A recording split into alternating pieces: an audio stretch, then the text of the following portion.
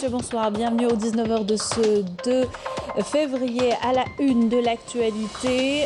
Dans son dernier numéro de la revue Al-Jaish, revient sur l'officialisation de la journée nationale de l'ANP décrétée le 4 août par le président de la République. Elle concrétise la cohésion entre le peuple et son armée. Les détails dans quelques instants. Nous reviendrons également sur la réunion du gouvernement présidée par le Premier ministre, ministre des Finances, Ayman Ben Abdelrahman.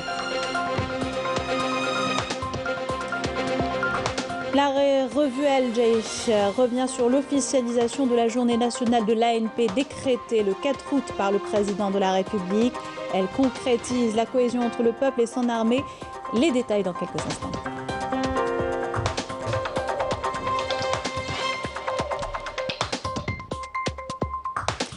La lutte contre le terrorisme au deuxième jour du congrès des chefs d'état-major des pays africains et l'Africom. Le général-major Mahfoud Ben Meddah, commandant des forces navales, il représente le général de corps d'armée Saïd Chingriha, chef d'état-major de l'ANP.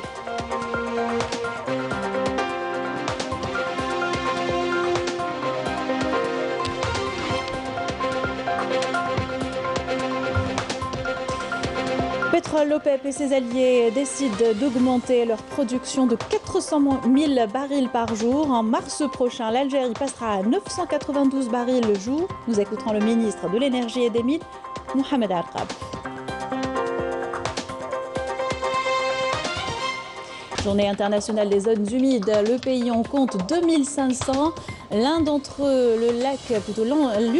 le lac de l'Eraya, mondialement classé, subit pourtant une pollution industrielle. Une problématique à suivre avec notre invité Ilham Kabouya, responsable de la faune et de la flore à la DGF. Bienvenue à tous, heureuse de vous retrouver. Tout d'abord, cette réunion du gouvernement présidée par le Premier ministre, ministre des Finances Ayman Ben Abdelrahman. Le gouvernement a eu à examiner les points suivants. Dans le domaine de la communication, il a été présenté un avant-projet de loi organique relative à l'information. Ce projet de texte exprime la volonté des pouvoirs publics de donner à la refonte du texte un caractère novateur, en accord avec les dispositions de la Constitution du 1er novembre 2020, ainsi que la mutation induite par le développement technologique et les standards internationaux en la matière. En outre, l'élaboration de cet avant-projet de loi organique est dictée par la nécessité de la mise en place d'un cadre législatif qui répond à la fois aux attentes du citoyen en matière de l'information complète et objective, aux besoins d'organisation des professionnels de l'information et aux missions de service public et à l'intérêt général. Dans ce cadre, l'avant-projet de loi contribuera à consolider la liberté de la presse écrite, audiovisuelle, électronique et à favoriser l'émergence d'une presse solidement ancrée dans les réalités nationales,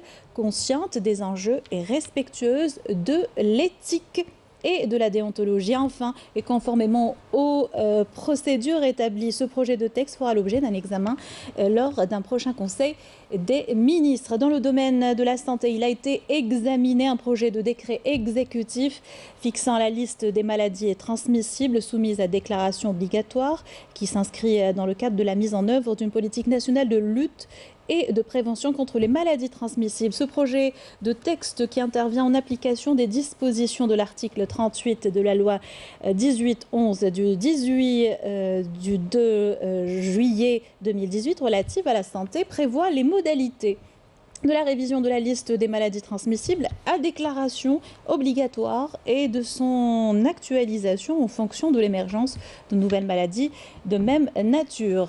Dans le domaine de la jeunesse et des sports, une communication a été présentée sur la gestion des offices des établissements de jeunes et le redéploiement des espaces dédiés à la jeunesse. Il s'agit d'une nouvelle approche impulsée par le secteur de la jeunesse et des sports en matière de gestion ayant pour objectif la redynamisation des établissements de jeunes et l'amélioration de leurs prestations, notamment à travers l'implication davantage des jeunes et de la société civile dans l'élaboration et la mise en œuvre des programmes pédagogiques dédiés à cette importante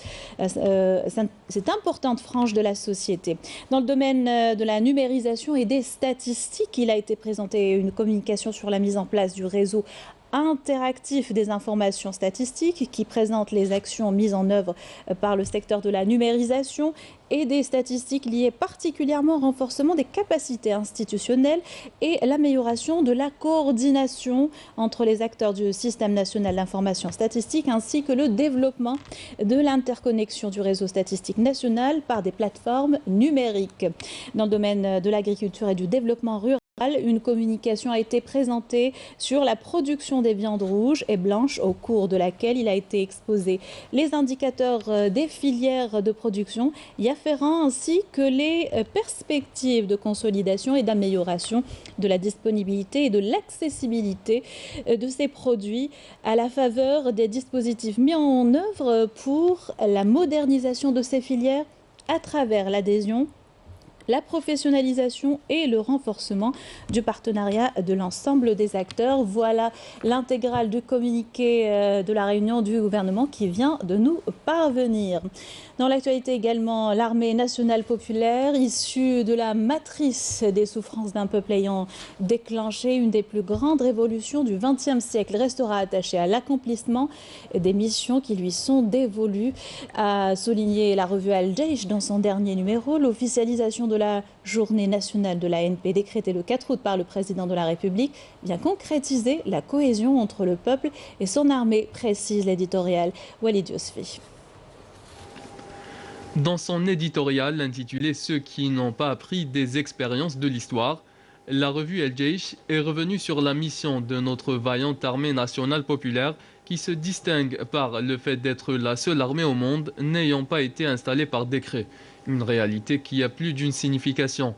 Cette armée digne héritière de l'ALN, au regard des réalisations accomplies durant 60 ans au service de l'Algérie, principalement en matière de défense de notre immense bande frontalière, mais aussi pour la préservation de notre sécurité et notre stabilité. La revue El Jaish est aussi revenue sur le rôle éminent et décisif de l'ANP lors des nombreuses épreuves qu'a connues le pays, comme l'a souligné le président de la République, Abdelmadjid Tebboune, en mettant l'accent sur l'esprit de sacrifice ancré chez les éléments de notre armée, qui à chaque crise et épreuve que traverse le pays, soutient avec courage et détermination aux côtés des victimes et des sinistrés. Dans ce contexte, l'officialisation de la journée nationale de l'ANP vient concrétiser la cohésion entre le peuple et son armée décrétée le 4 août. L'éditorialiste de la revue s'est aussi arrêté sur les tentatives des ennemis de la patrie, des marchands de la sédition et de ceux qui se tiennent derrière eux pour semer la discorde dans le pays, des tentatives qui ont été à chaque fois vouées à l'échec. Le chef de l'état-major de l'ANP, le général de corps d'armée Saïd Chengriha, a souligné à cet effet que devant l'impossibilité de la concrétisation de leurs desseins, les ennemis ont eu recours à l'intensification des campagnes hostiles à notre pays, des tentatives mises en échec tant qu'il y a des hommes dévoués à la patrie, fidèles à leur engagement. Enfin, l'éditorialiste n'a pas manqué de rappeler les liens solides entre l'armée et son peuple qui ne cesseront de se renforcer malgré les machinations des comploteurs. Alors que l'ANP poursuit sa quête d'acquisition des facteurs de force, la diplomatie algérienne de son côté a été mobilisée avec force et sur plusieurs fronts afin de réactiver le rôle important de l'Algérie en matière de maintien de la paix et de la sécurité. La visite du président de la République en Égypte a d'ailleurs largement contribué à l'unification des positions et des rangs et à la réactivation de l'action arabe à la lumière des mutations et des développements accélérés qui s'opèrent dans le monde. Le continent africain fait face à de nombreux défis. En tête de liste, la lutte contre le terrorisme. Il en est question justement aux travaux du congrès des chefs d'état-major des pays africains et le commandement militaire américain en Afrique, AFRICOM 2022. Ce dernier se poursuit pour le deuxième jour consécutif avec la participation du général-major Mahfoud Ben Meddah, commandant des forces navales en qualité de représentant du général de corps d'armée Saïd Chengriha, chef d'état-major de l'armée nationale populaire. Malika Bellal. La participation de l'Algérie aux travaux du Congrès qui réunit à Rome les chefs d'état-major des pays du continent africain et le commandement s'est focalisé sur la nécessité de combattre le terrorisme en Afrique sous toutes ses formes. Un combat qui exige une vision unique et une collaboration de tous les pays africains, mais surtout une opposition à toute ingérence étrangère dans les affaires internes des pays africains. Selon le général-major Mahfoud Ben Meddah, commandant des forces navales, qui prend part à ce congrès en qualité de représentant du général de corps d'armée Saïd Chengriha, chef d'état-major de l'armée nationale populaire, et à travers l'expérience algérienne, la coordination sécuritaire, l'éducation et le développement restent les meilleurs moyens afin d'éradiquer le terrorisme, surtout dans les pays qui connaissent une instabilité, et faire front aux dangers liés à l'extrémisme et à la violence.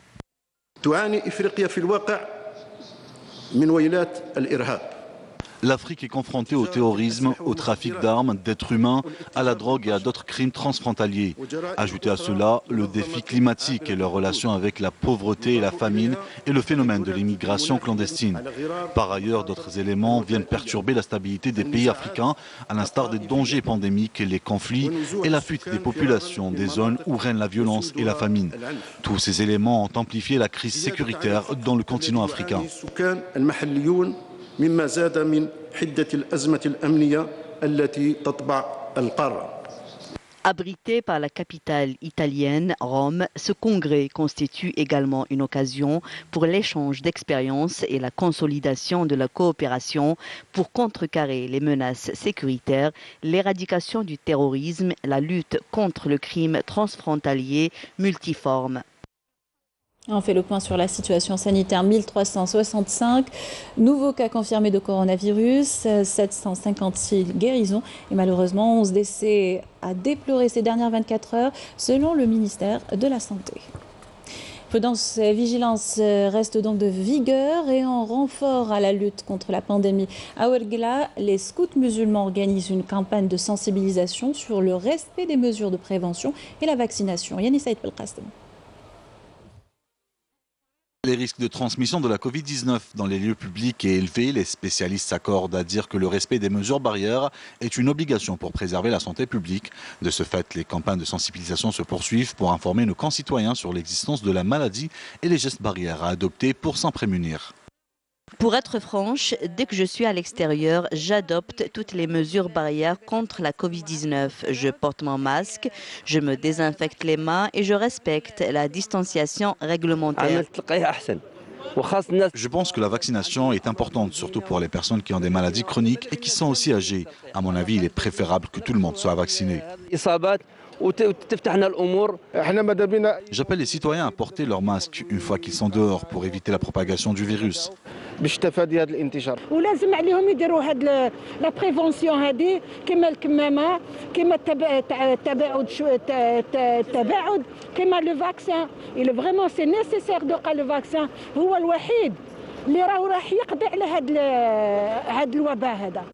Les scouts musulmans de la wilaya de Ouerghla se sont portés volontaires pour sensibiliser davantage les citoyens en distribuant des prospectus pour informer au mieux des dangers et des risques de la propagation du coronavirus, surtout avec le nouveau variant Omicron qui se propage à grande vitesse. À travers cette sensibilisation, nous essayons de faire prendre conscience à nos concitoyens sur l'importance du respect des mesures barrières, mais également pour rompre la chaîne de contamination, et que cela peut se faire qu'avec les efforts de tout un chacun. Cette campagne vise à la prévention et à préserver la santé de tous, à savoir sur la compréhension et du respect strict des mesures barrières afin de limiter la circulation du virus et sa transmission.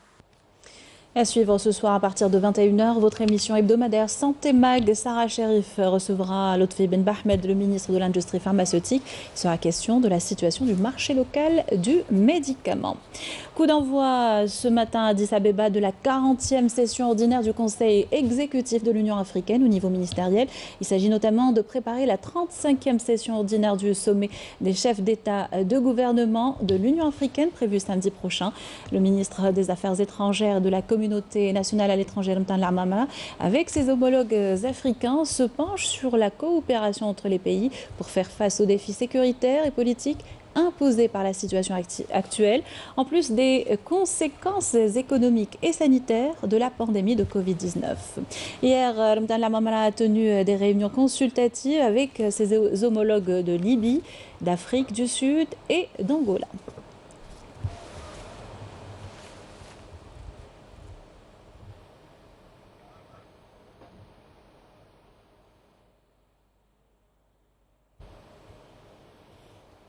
Pétrole, l'OPEP et ses alliés ont décidé aujourd'hui de relever le niveau de leur production à 400 000 barils par jour en mars prochain, selon le communiqué final de la 25e réunion ministérielle de l'Alliance qui s'est tenue par visioconférence. L'Algérie passera à 992 000 barils jour. Je vous invite à écouter le ministre de l'Énergie et des Mines, Mohamed Arqab. سريع للأوميكرون لهذا المتحور الجديد للكوفيد 19 عبر كل Le monde enregistre une propagation très accélérée du variant Omicron du coronavirus, une propagation qui n'a toutefois pas eu d'incidence sur l'économie mondiale. Nous avons donc décidé une augmentation journalière de production de pétrole estimée à 400 000 barils jour. L'Algérie augmentera sa production journalière de pétrole de 10 000 barils jour, ce qui portera la production algérienne à 992 000 barils jour en mois de mars prochain. 992 ألف برميل في اليوم في شهر مارس إن شاء الله. Journée internationale des zones humides ce 2 février, l'occasion d'aborder l'importance de ces sites pour la planète. L'Algérie en compte pas moins de 2550 zones sont classées Ramsar. C'est le cas du lac Raya, un parc protégé qui subit pourtant la pollution des déchets des zones industrielles avoisinantes. Yamina Saïdji.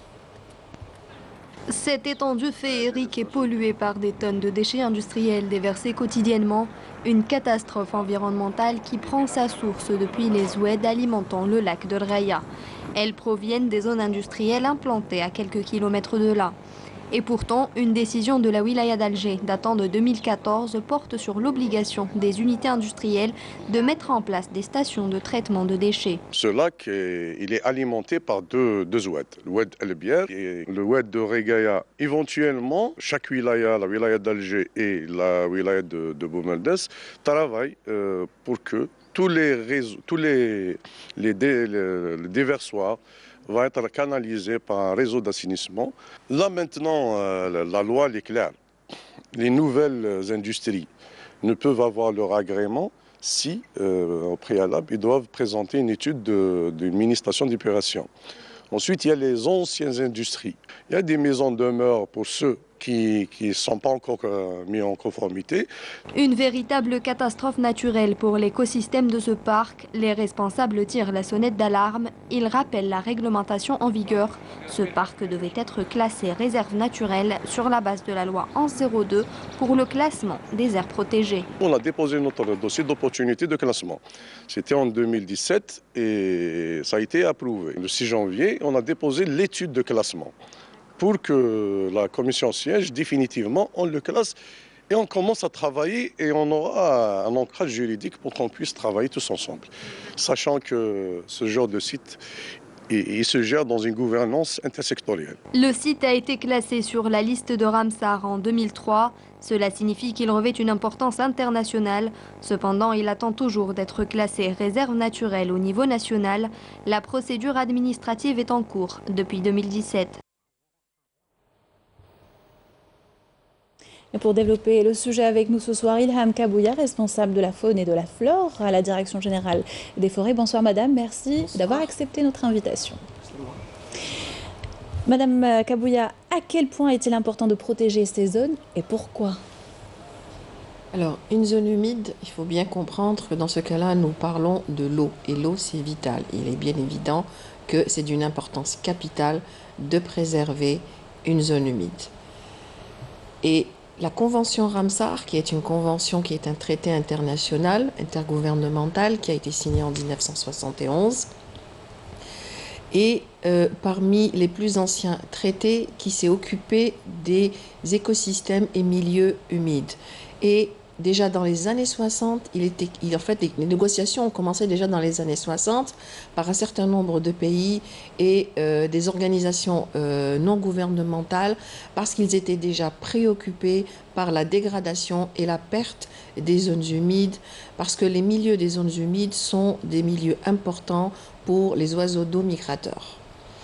L'Algérie a adhéré à cette convention par décret présidentiel dès 1982, pour vous dire que quand même, il y a eu une prise de conscience qui est ancienne chez nous par rapport à cela.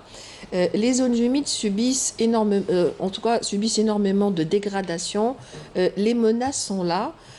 Notamment tout ce qui est pollution. Et c'est le cas justement du lac de Réghaïa, puisqu'il subit les pollutions qui viennent des zones industrielles, notamment la zone industrielle de Rouiba. Les eaux industrielles et les eaux usées non traitées arrivent au niveau de ce lac qui pose énormément de problèmes. Un pays qui adhère à la convention Ramsar, comme l'a fait l'Algérie, et je voulais juste vous rappeler qu'aujourd'hui, il y a 172 pays qui ont adhéré à cette convention de Bar-le-Monde, ça veut dire que le pays s'engage à préserver ces zones humides et s'engage à mettre en sorte, en tout cas, une gestion rationnelle, durable de ces zones humides et justement pour éviter leur perte et leur dégradation. Le cas du lac de Réghaïa, qui a été classé en 2003, dans le reportage a été dit, et même bien avant, la Direction générale des forêts n'a cessé d'alerter et de faire en sorte que ce site soit préservé. Mais il se trouve que malheureusement chez nous, et même ailleurs d'ailleurs, vous savez, parfois l'anthropisation est telle que on n'arrive pas toujours à arriver à une gestion rationnelle et préserver ces zones humides, mais je pense que le lac de Réghaïa mérite aujourd'hui réellement une prise en charge réelle pour éviter cette dégradation continue. C'est vrai que le dossier a été pris en charge depuis 2018 réellement par la wilaya d'Alger, les collectivités locales, le ministère de l'Environnement, etc. Après vraiment que la Direction générale des forêts est martelée par rapport à ça. Il le dit dans le reportage. Il le dit, oui, non, c'est pris en charge. C'est très lent. C'est très lent parce que c'est pas évident. Il y a énormément d'unités industrielles au niveau de Rouiba et vraiment le travail est long. Mais je pense qu'on va y arriver quand même. On parle justement de le classer en réserve naturelle. Est-ce que cela va changer quelque chose dans le cas du lac Raya? Quand le classement de zones humides sur la liste Ramsar d'importance internationale est un classement international. D'accord. Effectivement, le lac de Réghaïa, au niveau national, n'a toujours pas été classé. Le dossier de classement en aire protégée et notamment en réserve naturelle est en cours. Nous espérons en tout cas que 2022, il va pouvoir être classé. Il sera classé, il y a un plan de gestion multisectoriel où chaque secteur donc sera à même de mettre en œuvre les actions nécessaires pour le préserver et le restaurer. Parce qu'aujourd'hui, au niveau du lac de Réghaïa, il est question de restauration. Rapidement, Madame Ilham, le temps nous est compté. Quel est le rôle de la DGF dans la préservation de ces sites ? Alors, le rôle de la DGF dans la préservation de ces sites est par rapport à la biodiversité. La Direction générale des forêts s'occupe de protection de la biodiversité, de faune et de flore. Et les sites qui sont classés d'importance internationale, ça veut dire que ce sont des sites qui renferment des espèces de biodiversité rares, menacées, qu'il faut absolument préserver, conserver. Et c'est à ce titre que la Direction générale des forêts intervient au niveau des zones humides et particulièrement au niveau des zones humides classées. Merci Madame Ilham Kabouya. Je rappelle que vous êtes responsable de la faune et de la flore à la Direction générale des forêts. Merci d'avoir été avec nous. Merci à vous. Cette triste nouvelle à présent, le Moudjahid Miloud Zerkani, membre de l'armée de libération nationale, est décédé à l'âge de 94 ans. Suite à cette nouvelle, le ministre des Moudjahidines et des ayants droit, Laïd Albira, présente ses condoléances à la famille du défunt et ses compagnons d'armes, en plus de ses sincères sentiments de compassion. Inna lillahi wa inna ilayhi raji'un. Selon le ministère de la Défense nationale, 8 éléments de soutien au groupe terroriste et 15 narcotrafiquants ont été arrêtés, en plus de 53 kg de drogue saisie, entre autres bilans d'opérations distinctes menées par dans le cadre de la lutte et des détachements de l'ANP du 26 janvier au 1er février. Ces résultats reflètent le haut professionnalisme, la vigilance et la disponibilité permanente de nos forces armées. Les détails avec Yannis Saïd Belkast. Dans le cadre de la lutte antiterroriste, des détachements de l'armée nationale populaire ont arrêté 8 éléments de soutien au groupe terroriste dans les opérations distinctes à travers le territoire national, dans le cadre de la lutte contre la criminalité organisée et en continuité des efforts intenses visant à contrecarrer le fléau du narcotrafic dans notre pays. Des détachements combinés de l'armée nationale populaire ont arrêté en coordination avec les différents services de sécurité au niveau des territoires des 2e et 3e régions militaires 15 narcotrafiquants ayant déjoué des tentatives d'introduction de grandes quantités de drogue à travers les frontières avec le Maroc, s'élevant à 10 quintaux et 53 kg de gifs traités. Tandis que 22 autres narcotrafiquants ont été arrêtés en possession de 25 kg de la même substance et 355 464 comprimés psychotropes saisis lors des diverses opérations exécutées à travers les autres régions militaires. Par ailleurs, des détachements de l'armée nationale populaire ont intercepté à Taman al-Asset, Ingzam, Bojbaji Mortar, Janat et Tindouf 58 individus et saisi 11 véhicules de 125 groupes électrogènes, 86 marteaux-piqueurs, 3 détecteurs de métaux, des quantités d'explosifs, des outils de détonation et d'autres équipements utilisés dans des opérations d'orpaillage illicite, ainsi que 10 tonnes de mélange d'or brut et de pierre, alors que 13 autres individus ont été appréhendés. En leur possession, 8 fusils de chasse, 2 pistolets automatiques, 51 tonnes de denrées alimentaires destinées à la contrebande et 10 372 unités de tabac saisies à Ouergla, Ingzam, El Oued, Biskra, Djelfa, Mnea, Betna et Tizi Ouzou. Dans le même contexte, les gardes frontières ont déjoué des tentatives de contrebande de quantité de carburant s'élevant à 4 990 litres à Bojbaji Mortar, Tebessa, El Taraf et Sougaras, alors que 109 immigrants clandestins de différentes nationalités ont été arrêtés à Tlemcen, Taman al-Asset, Adrar, Ouergla et Inamenas. À l'étranger, le membre du secrétariat national du Front Polisario et ambassadeur en Afrique du Sud, Mohamed Yeslem Beisset, dénonce les crimes de l'État d'occupation marocaine et ses violations persistantes contre les droits de l'homme dans les territoires sahraouis occupés. Beisset, qui préside la délégation sahraoui à la 40e session ordinaire du Conseil exécutif de l'Union africaine, a affirmé que l'occupant marocain a recours aux drones pour assassiner des civils sahraouis et des étrangers dans la région. Et sur le terrain, les opérations militaires se poursuivent le long du mur de la honte au Sahara occidental. Les unités de l'armée de libération sahraoui ont ciblé hier les forces de l'occupant marocain par des bombardements intensifs dans les zones de L'Qa'ad et Aqad Harkan dans le secteur d'El Mahbes. Et un nouveau rapport d'Amnesty International qualifie d'apartheid la politique de l'occupation israélienne envers les Palestiniens, traités comme un groupe racial inférieur selon cette organisation de défense des droits de l'homme. Les politiques cruelles de l'entité sioniste de ségrégation, de dépossession et d'exclusion tiennent clairement de l'apartheid, a déclaré la secrétaire générale d'Amnesty International. Et un mot de sport pour finir. Dernière ligne droite en Coupe d'Afrique des Nations au Cameroun. La première demi-finale se joue ce soir entre les Lions de la Teranga du Sénégal et les Étalons du Burkina Faso à partir de 20h au stade Aïdjo de Yaoundé pour une place en finale. Le Sénégal atteint pour la 5e fois le dernier carré d'une Coupe d'Afrique des Nations alors que le Burkina Faso se présente pour la 4e fois à ce niveau. Jusqu'à présent, aucun des deux pays n'a obtenu le titre continental. Voilà, c'était la dernière information de notre journal. Merci de l'avoir suivi. Excellente soirée sur Canal Algérie.